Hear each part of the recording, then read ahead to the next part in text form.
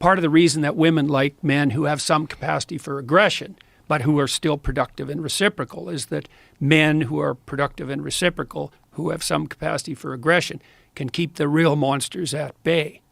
So it's hard on women, because they have to navigate that really thin line between productive generosity and the capacity for aggression. That's a really tough thing to navigate. That's basically the story of Beauty and the Beast, the Disney movie, right? Because Gaston is a narcissistic psychopath. And the Beast is someone capable of aggression, but he's not tamed into a reciprocal relationship. It's also the basis of the most fundamental female pornographic fantasy. And the Google guys figured that out, 15 years ago when they analyzed billions of sex fantasy searches by men and women. Men go for visual imagery, but women go for story. And the story is the same. It's, innocent young woman with a lot to offer, but kind of hidden, finds some male, 5 categories of men: vampire, werewolf, pirate, surgeon, billionaire. And he's, kind of an aggressive guy, but he's capable of being tamed into an intimate relationship.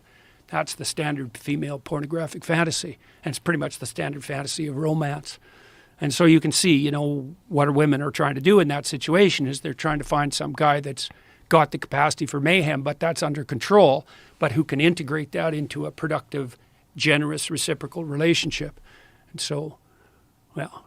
It's fascinating because the capacity for violence and the capacity for aggression is one of the things that's been actively muted in our male population. Yeah, well, there's a bunch of reasons for that, and some of them turn into positive feedback loops, like there's sort of self-fulfilling prophecies. So there's a lot of women out there who've never had a positive relationship with any male in their life, right? And maybe not only not a positive relationship, but really a series of pretty negative relationships.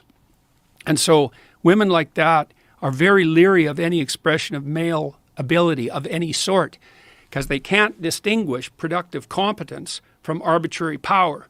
And because they're trying to defend themselves because they've been hurt repeatedly, maybe they come from broken families and catastrophically arranged neighborhoods, one of the tactics that can be used in that situation is just to try to do everything you can to distance yourself as much as you can from any display of male ability, because it can't be distinguished from psychopathy, can't be distinguished from the use of power. It takes a sophisticated woman to be able to make that distinction. So the other thing you see too is that young women are much more likely to be seduced by psychopaths than older women, because the psychopaths mimic competence.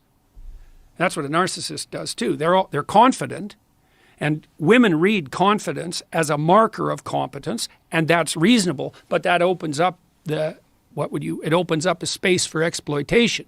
Because if you can mimic confidence, that's false confidence, narcissistic false confidence, then you look competent, and that works particularly well on naive young women. And of course, they get exploited by people like that, and they think, well, that's what men are like. Right. Yeah. And then women like that, they have boys, and then they're afraid of the boys whenever they express anything looking like masculine competence, and they basically emasculate the boys, and then the boys get bitter, and then they mistreat women, and the whole bloody thing just spirals out of control. And that's where we are. That's where we are. What a strange place to be.